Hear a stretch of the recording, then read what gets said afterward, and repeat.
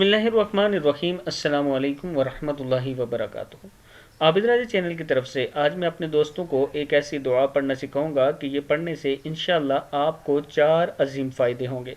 उससे पहले मैं अपने तमाम दोस्तों से गुजारिश करूंगा कि अगर चैनल को सब्सक्राइब नहीं किया तो ज़रूर कर लें ताकि डेली आप तक अच्छी अच्छी वीडियो पहुंच सके। तो स्टार्ट करते हैं। बिस्मिल्लाहिर्रहमानिर्रहीम। दुआ क्या है?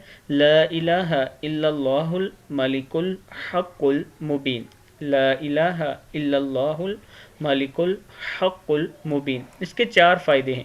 एक तो आपकी रिज़्क़ में बरकत होगी और अल्लाह ताला आपकी हिफाजत करेंगे। दूसरा, वहशत कब्र का ख़ात्मा और राहत का हुसूल होगा। कब्र में आपको अज़ाब कम होगा।